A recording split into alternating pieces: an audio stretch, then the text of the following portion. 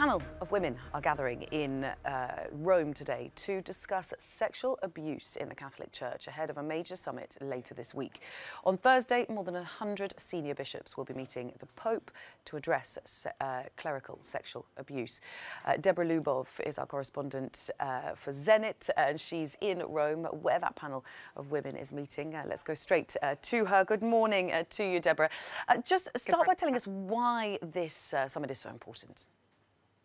Yes, Belle, it's incredibly important. It's the first time that there's ever been a global summit to address clergy sexual abuse within the Catholic Church.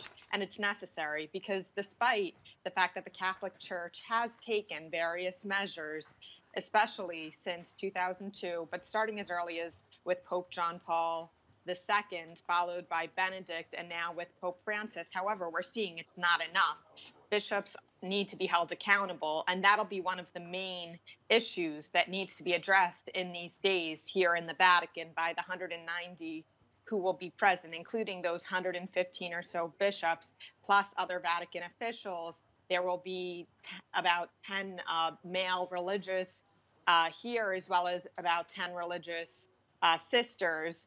That's one of the issues that they need to be focusing on. But victims have been speaking very vocally, and what they're saying is that, yes, it's true that if there's abuse, that person needs to be penalized and they need to no longer be a priest. And the church has this policy in place for zero tolerance toward priests and deacons. And in countries that have been following those guidelines, we've seen the numbers plummeted, including in the United States, especially in the Anglophone countries. But other parts of the world have not caught on. They see it as something that's discretionary or something that they don't need to follow 100%.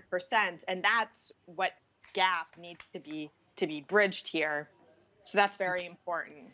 Do you think this summit can bridge that gap? Do you think it can result in any concrete changes? I personally believe it can, but I do think we'll need to be patient because, for instance, this past weekend in Pope Francis's most dramatic action when it comes to tackling clergy sex abuse, we had seen that there was Theodore McCarrick, who was a very influential cardinal throughout the church in the United States for a long time.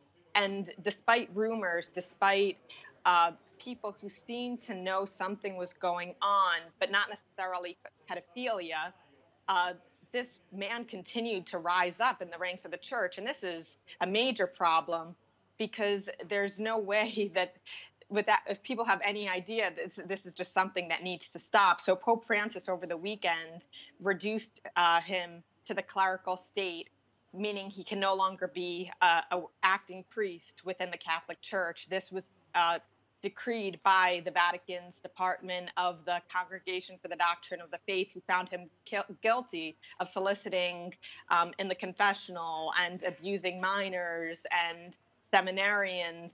And the Pope rendered this decision definite. There's no recourse. He's now just Theodore McCarrick, and this needs to be a precedent for anyone else, any other predator priest out there. And not only that, it's important that bishops are held accountable not only for abuse, but that they're held accountable for cover-up or just negligence. Pope Francis in 2016 issued a law, and we call them the motu proprio here in the Vatican, but in this, like a loving mother, as this document's called, it said negligence of bishops must be condemned and addressed. But this hasn't always been the case following that document. So we need to see that these loopholes are closed and that this dramatic action is taken, that you'll be held accountable. All right, thank you very much, Deborah Lubov there in Rome.